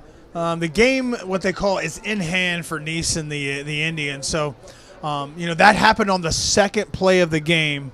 And, we actually seen Brady Ole there for a while on a few snaps. So he played cornerback, your starting quarterback, senior quarterback. So with Elijah Frazier out, him going out that second play, it was very, very smart of Nice to really not push and force the issue with a senior who has 9 more potential plus more games ahead of him. So it looks like he's sitting over there on the bench still in his uniform. So I believe that would be good news. Right. Otherwise, you might wonder where we were at. If he's in a boot, or if he's taped up, or if he's got his gear off, that might be. But he's sitting over there by himself on the bench, but he's he's fully dressed. So that is a good sign on that. But we will have to come back to that later on this week and find out later on. But as the second half kicks off, looks like Roberts is back. Roberts and I think that is Brown back there. Trying to get used to these guys' new numbers. All these guys pretty much got new numbers this year. Thanks a lot, guys. Making my job a lot harder.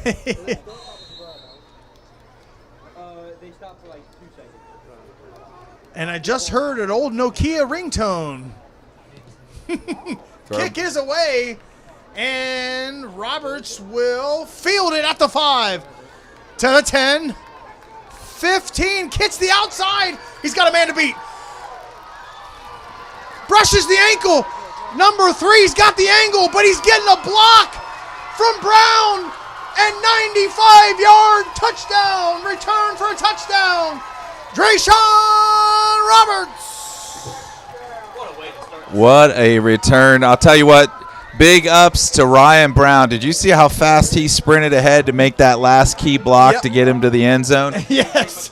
He looked like he was on the track. He was looking like he was running track all over again right there. Dylan Wilder tried to play the spoiler there, but Brown wasn't going to have any of it. 95 yards for Drayshawn Roberts and the Piqua Indians. He looks like, I don't know what it is about that flip from junior to senior year, but Drayshawn looks also like a new man. I mean, he's already incredibly athletic, but he's turned that into a whole nother level. That will go down. That will be on the highlight reel for the recruiters. For sure. And as always, the PAT from Trumbull is good.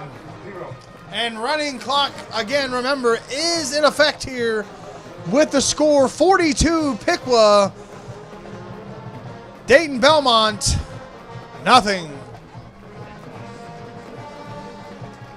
I'm going to guess this might be the last time the Piqua Indians play Belmont for a while into the future. You took the thought out of my head. I had earlier, before the game started, it's more or less, I was thinking Nice is definitely going to be, we're going to be looking to move on from the Belmont Bison. Yeah, I think they're going to be possibly playing a Lima team next year, if I've heard correct. So that's in the offing, but that's for next year. But I don't know that they're going to want to play. It's just I don't know how much value this kind of game gives the Piqua Indians, other than getting guys a lot of time playing. But you know what? You beat who's in front of you, and you do what you have to do. Yep, and I personally look at it as an opportunity, especially when you get up like this, that your underclassmen are going to week one of the season. You played them last year, you blew them out last year. This week one, going into 2022, you're going to have your sophomores get some playing time. Your underclassmen going to get some playing time. That would not normally happen in week one. Kick from Trumbull is in the middle of the end zone, and that'll be a touchback. 1st and 10, 20-yard line. Bison. Looks like we've got most of the starting personnel still on defense for the Piqua Indians. They might have one more possession in them, and then they'll move on. Yeah, this is the first series for the starting defense of the second half, so they might have one or two. But going to be interesting to see what he does with his starting upperclassmen, because these are what they call the very, very things can get a little tricky and controversial if why is this player in the game? Yeah, it'll be interesting to see who they go to as the backup quarterback, because I think there may be in the book it says Caden Thomas, who's a sophomore, but they may use Kai Warner some at quarterback as well. So we'll see where that goes next. I don't know after them scoring that touchdown and making it 42-0 if you even need to put Wool back in the game. But I know he likes to maybe play him 3 quarters. Some confusion here by Belmont. Trying to get the left tackle lined up. Keeper all the way, Tay. Tackled by Mickey Anderson, the junior. 1st down, Bison. Bad news, Belmont's top lineman is now on the sidelines on the bench. Kilo Norvell, he's injured, so that is really not good news for the Belmont Bison. And that's probably why there was a bit of confusion there between that gentleman that was trying to get lined up, didn't know which side of the ball to line up on. But 1st and 10 at the 32-yard line. Snap, low snap. He eludes 2-3 Indians and brought to the ground by number 24, Devin Finley. This guy's doing it all, man. I'll tell you what, he's like a guy on an island out there. and he's making things happen because they're not. He has no choice but to make things happen. We've all you've got. He's going to be exhausted. Look at him. He's already exhausted. 3 plays in the second half. He's had to work so hard to get these yards. That'll bring up second and about 7. I'm thinking we've seen the last of Fleming tonight. Yep. Fleming is not on the sideline dress. Give mistake. And finally brought down from the backside help, Mr. Warner. There was 3 missed tackles by the Indians right there. And that's not going to make Nice happy. First down, looks like, again. They're going to. He's got the ref on this side of the field is giving the first down signal, but the chain gang is not moving. Chain gang now officially moved. Yeah, that's been an issue tonight. The tackling has been a bit of an issue.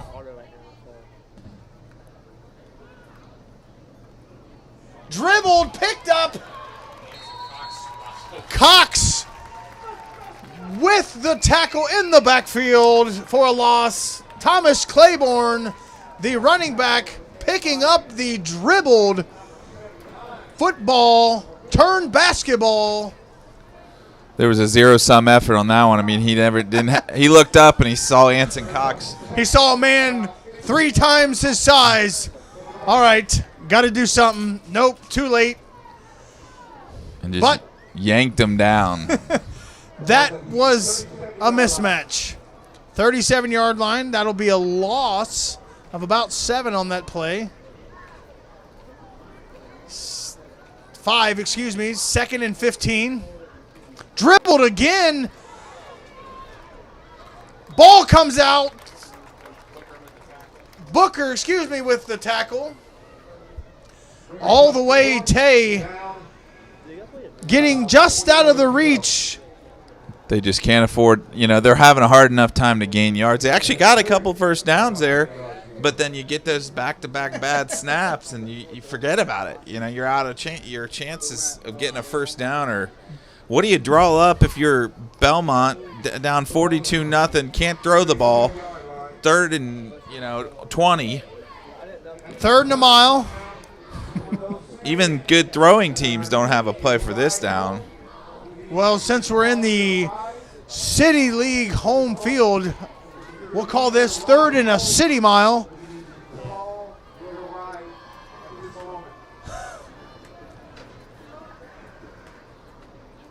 All the way, Tay mishandled the snap. Almost falling on it is Booker. Jeez. And all things call him Slash. Mr. Tay is, I believe, down on the ground. Nah, he's all right. He's over here. I think it's at somebody else for them, thankfully. It was not Tay Arnold who got dinged on that play. Now, hopefully this other young man gets up. But, man, they are a beat up, sore, injured team. But that's what happens when you have such a small amount of players. And we're going to take a break here. Here's a word from our sponsors on the Piqua Indian Nation station.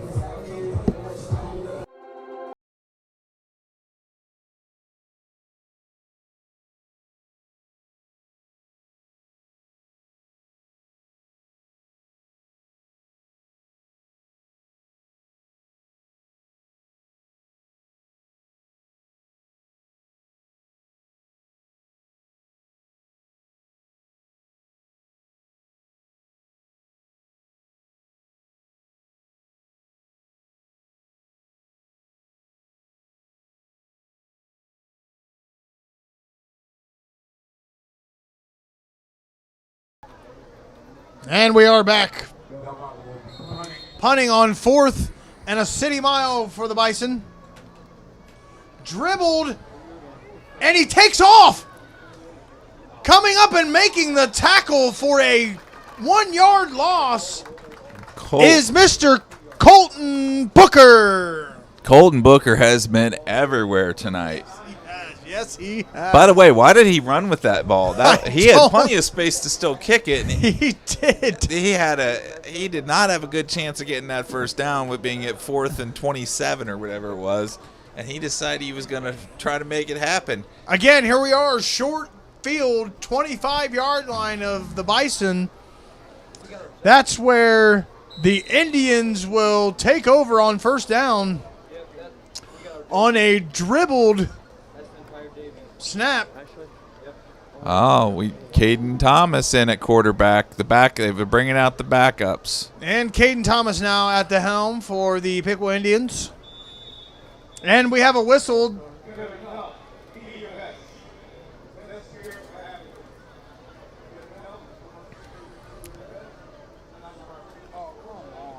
Probably a wise decision not to use the starters anymore, especially being, they're not going to get a ton of plays anyway with this running clock. I'm always amazed at how quick the running clock goes.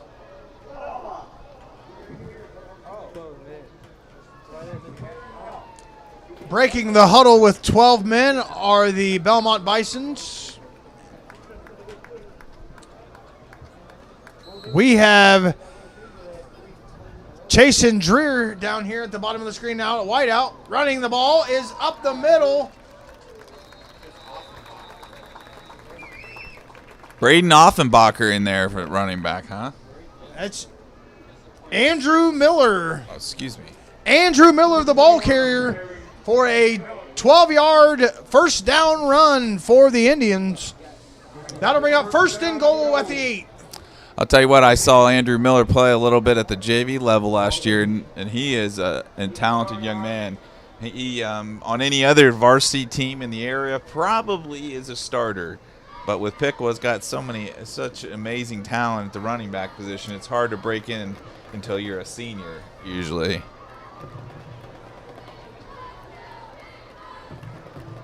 Miller, the carry, gets the outside. He's got a man to beat and just comes up short, just a half-yard line.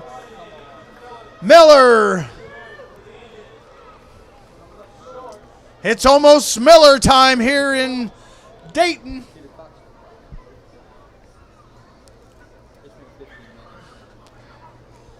I think they're going to they're going to feed him again. They might as well.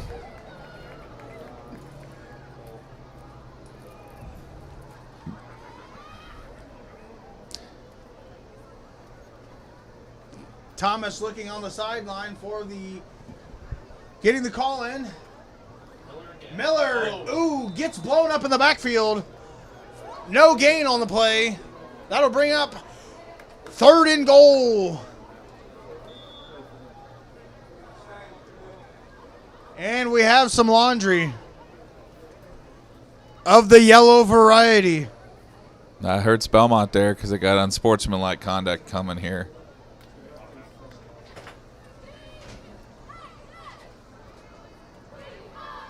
Good to have a backup quarterback that knows all the signs and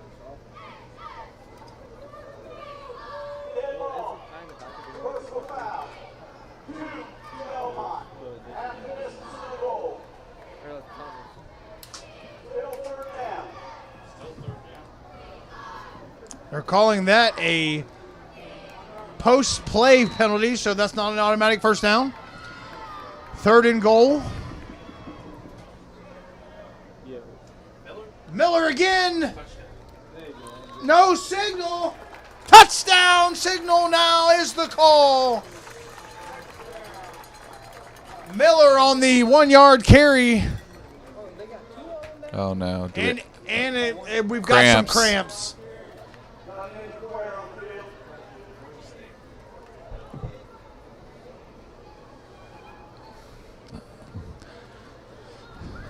So we're at 48-0 here. I'll tell you what, again, there's only so much you can do with this roster as small as a Belmont team, especially when you start to see injuries and things like that. And then you get cramps, you got all these types of things playing against you. It's going to be, this is this is not a good matchup for them for sure. And that's a challenge. It is. After that first series that we saw Belmont get 2 first downs, and I don't know how many first downs that they ended up with, but we do have that stat sheet over there, Brian. But I do not believe they have a first down this second half, maybe 1 or 2. Well, remember they had a couple decent plays at the start of the second half. Yeah, that's right. The runs. And then they promptly fumbled the ball and went backwards. The bad snaps. the bad snaps started unfolding. Well, they did only have 25 yards on 22 plays in the first half, so less than 1 yard a play. So that just tells you right there that, Piqua's not getting really that tested right now, but you got to play who's in front of you. And Belmont is giving everything they can, and they're not giving up. And that's a testament to their coaching staff and the players themselves. It's just very inconsistent. The rosters from year to year. When you don't have an inconsistency there for your roster and you have kids coming and going a lot, you don't know who's going to show up, when they're going to show up. That's difficult. The consistency really causes problems, or inconsistency, that is. Yeah, from week in to week out, year in to year out, your numbers just fluctuate. You're having freshmen like you do playing with freshmen at a varsity level can be very challenging in itself. And Dylan Wilder there was the injured Bison. He was able to walk off the field after the cramps. And as always, Trumbull's PAT is good, and that brings the score 49-0. Piqua over Dayton Belmont. At the half, we have a score of Troy 42, Dunbar 18. So that's a heck of a scoring half, especially for a team running the wing T, scoring 42 points and a half. 42 to 18. Yep. So Troy scoring 42 points on the Dunbar Wolverines. Interesting to see what those more than likely 3 touchdowns that were scored. But I think both those teams lost quite a few of their players this year. Yeah, Bellbrook's on the younger. Yep, new head coach and young. Bellbrook.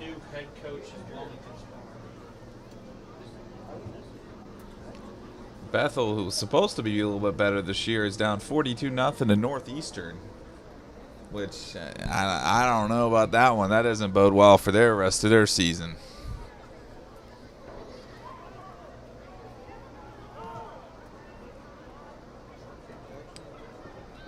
And we've got a... that is a live football.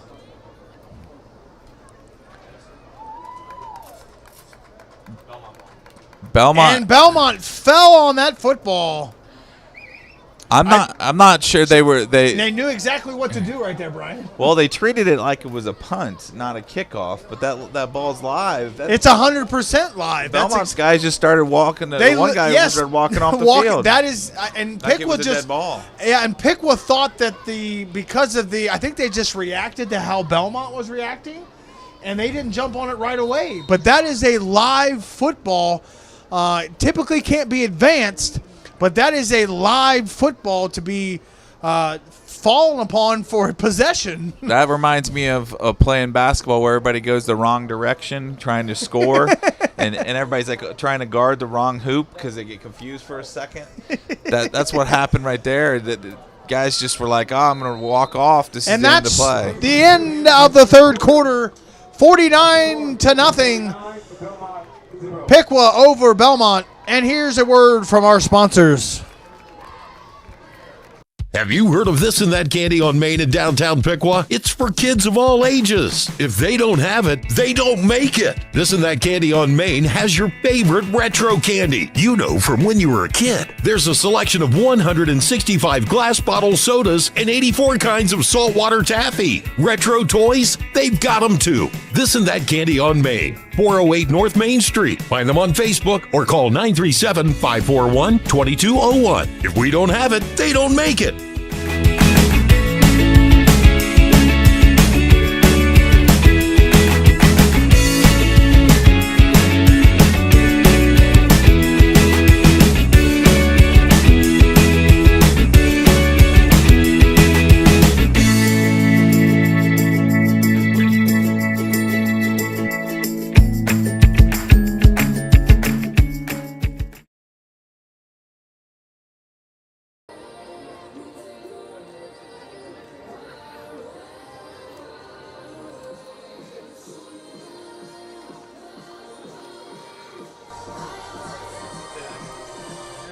And we are back here at the start of the fourth quarter for the rest of this contest between Belmont and Piqua. Belmont first. It's a running clock no matter what there, Mr. AJ. Snapback, tackled by number 43, Owen Schaller.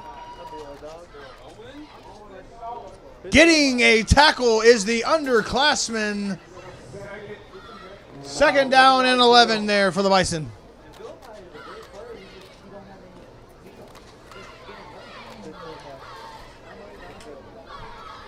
Six minutes running clock. That'll go by in a blink, I'll tell you what. I don't know why it's a 6-minute running clock, but it is. That may be agreed upon between the schools. They decided to do that. Sometimes you can make little adjustments. That's happened. The gentleman's agreement before the game.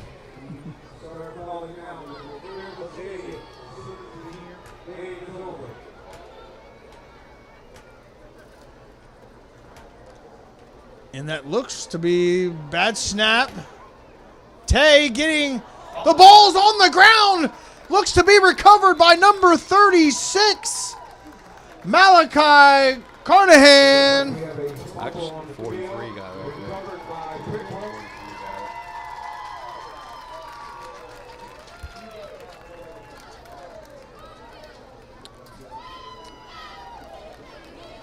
Fumble recovery inside the 5 for the Indians. I think Arnold just flat exhausted and got a little loose with the ball there on that play, and it's been a short field for the Piqua Indians almost all night tonight. This is the ultimate of short fields. This is basketball equivalency of a bunny. Yes. This is a bunny. They got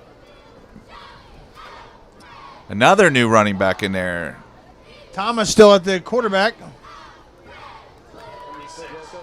Is that Micah? Who's 46? Jericho Burns, touchdown, Indians. How about that? Everybody's getting their highlight reel attitude tonight. Warm up the huddle machine. I think the bus is already warm there, Bryant. They'll want to get those warmed up pretty soon. I'll tell you what. At least get the AC on.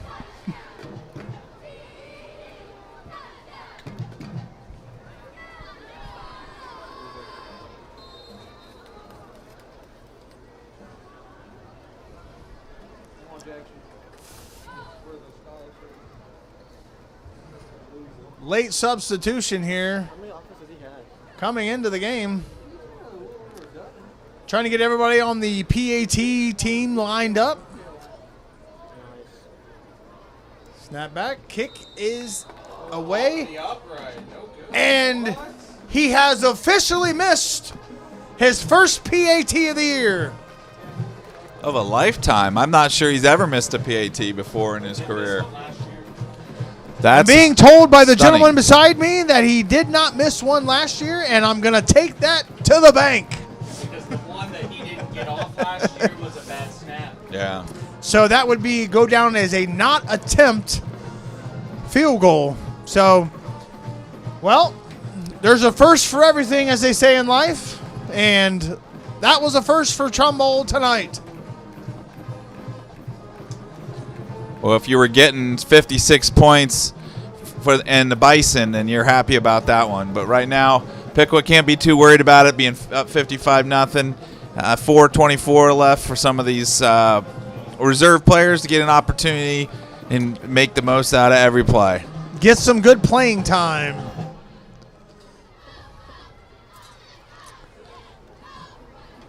And I think a lot of the young players on Belmont are in there too now because pretty much all their older players have gotten injured. Upperclassmen have not made it all this game for the Bison.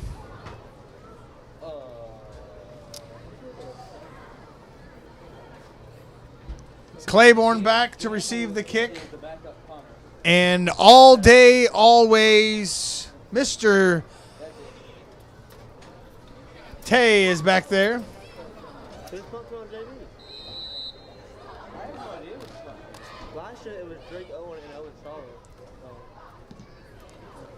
Kick is away.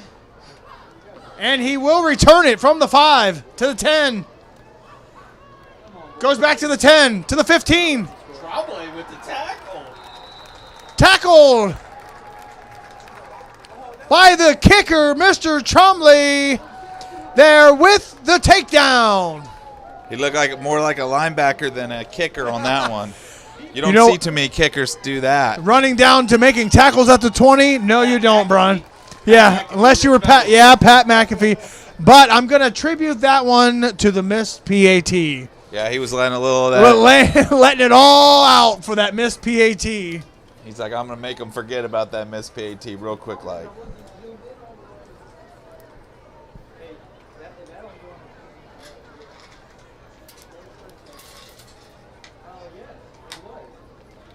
And in practice, at practice, he never really does it.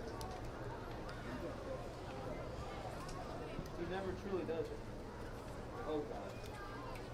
We got Martin for that. You can hear Zach say it. Jose and Martin. Here's Waylon Martin.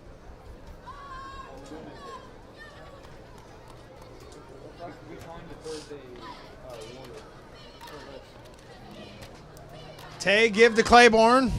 Claiborne up the middle, tackled by 89 and 43.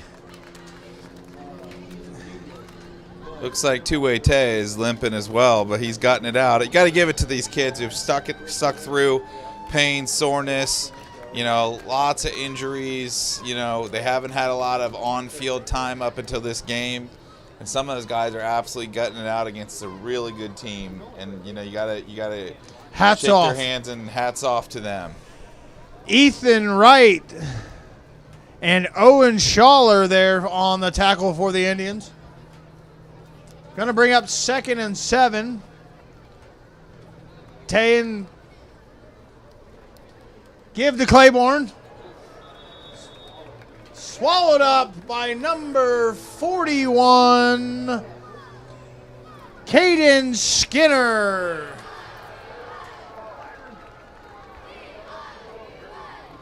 Third and 8. As the final 2 minutes are about to tick down on this game, it's been, solid. It's hard first game of the season to be real sharp, but I think Piqua's been sharp enough, that they have something to kick off the rest of their season and get them pushed in the right direction.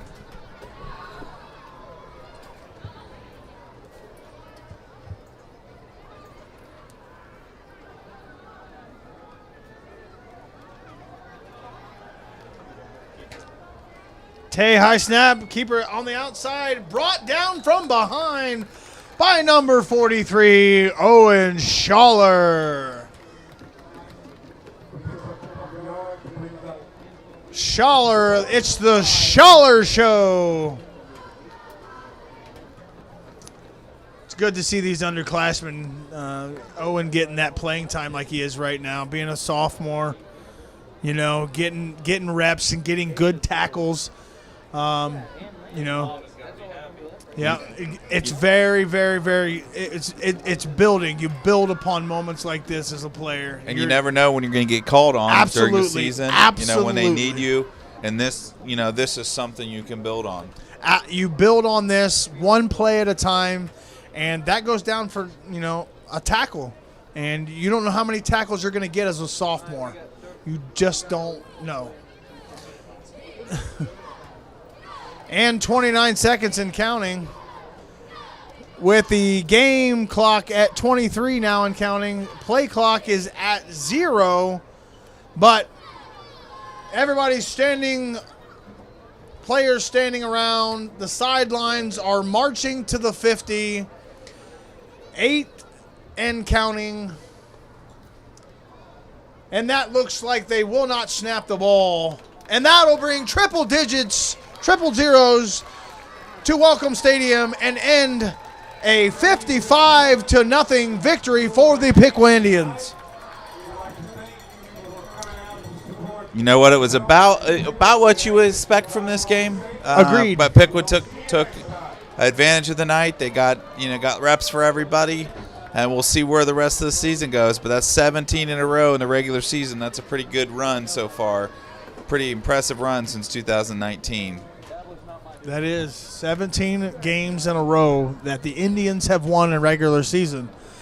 Going to be interesting to see what happens the rest of the year as we get into the meat of the MVL and the rest of this year.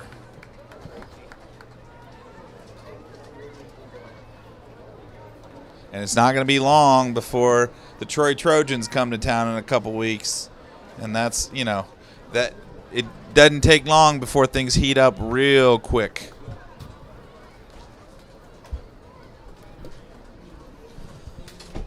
Yes, Troy will be in week 3 in Alexander Stadium.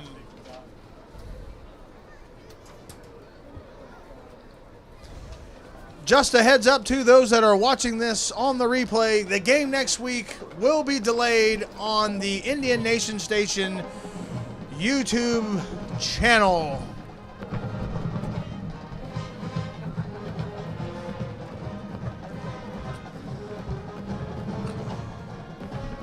Very.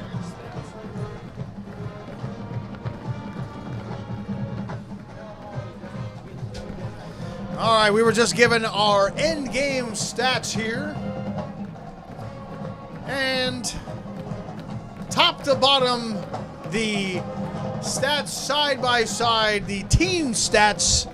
Piqua with 13 first downs, Belmont 5. 17 carries for the Indians with 208 yards. 34 carries for the Bison with 32 yards. Passing yards total for the Indians, 55. Passing attempts, 7 of 8. Total offensive plays, 28 for a grand total of 263 yards. The Belmont Bison did not attempt a single pass tonight. Just want to throw that out there. So the total offensive yards given up for the Indians defense, 32 yards of total offense. Fumble returns.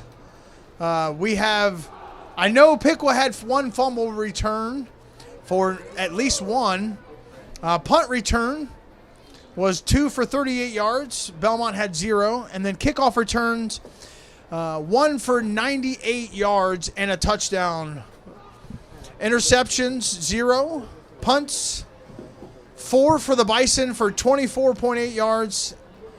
And fumbles, the Bison had 2 for 2 yards of loss. Brian, what did you think about the Indians, the start of that second half? My thought goes to the start of the second half. You're up. How do you think the Indians came out from that halftime? Well, I think it's just everything keeps flowing back to the short fields. You know that every time Belmont had got anything going, it was a fumble. It was a bad snap. It was this or that. And Pick was able to take advantage. They got short fields. They stuck the ball in the end zone, and they made it very difficult on Belmont. Belmont was already way behind. Every touchdown was just another nail, and just put them away. And then you had the injuries, and but because that's the physicality of Piqua. They're a physical team.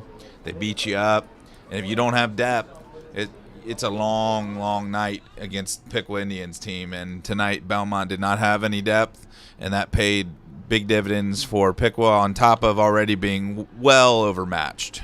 Yes, coming into the game with as many freshmen as Belmont had, it was good to see them finish the game in the manner that they did. They had injuries there that were carried over from, being so short in numbers that they are going up against Piqua. But Piqua came in and handled business. They took care of business. The offense, they ran the ball very, very well in that second quarter. Got multiple guys touchdowns, and the senior quarterback Brady didn't throw the ball one time in the second half. Didn't need to. So 8 attempts for this game for him, and the offense looks to continue next week. They have West Carrollton. West Carrollton comes home, and it's a home opener. And this will be the first game for, if I'm not mistaken, because the last 2 West Carrollton games have all been canceled due to the COVID-19. Yeah, it's been a minute since we've actually got West Carrollton on the field, and I don't think West Carrollton's going to be one of the elite teams in the Miami Valley League. So I think next week will be somewhat similar to this game, not at that level, but then they're going to need to be ready because Troy is a rivalry game. Whether or not Troy has a new coach, new system, whatever it is, it's always a tense game, a battle between 2 huge rivals, and they'll need to be ready when that happens in a couple weeks. All right. Yes. So the tale of the take that I take away from the game tonight is that Piqua was just outmatching Belmont top to bottom. The amount of upperclassmen versus the lowerclassmen that Belmont had to offer, and it was just a great game overall, and it was to be expected. Be honest, it was to be expected. As a Piqua Indian myself, it was expected. So we're gonna go over some individual stats here. So Brady Ole was 7 of 8 for 55 yards and 1 touchdown. And then receiving was Mickey Anderson was 3 catches for 23 yards. Drayshawn Roberts had 2 catches for 15 yards. And Ryan Brown with 1 catch, 9 yards, and 1 touchdown. Colton Bacher had 1 catch for 8 yards. And then I think the highlight of the night for me goes to Drayshawn Roberts on the 95-yard touchdown kickoff return to start the second half. The young man, the senior, had a great moment there for him, and it was just the icing of the cake for the first half for me. Yeah, it was pretty amazing. He's gone to a whole nother level this year. He was already a great player. He runs with a lot more confidence than he probably ever has, and I think that he was already a good returner last year. Now he's headed to another level this year. So it was a great night overall, and they'll get back after it next week. Well, that'll do it for us at the Piqua Indian Nation Station. I'm Ryan, next to Brian and AJ, and everyone have a safe and good rest of your weekend. Take care. Bye-bye.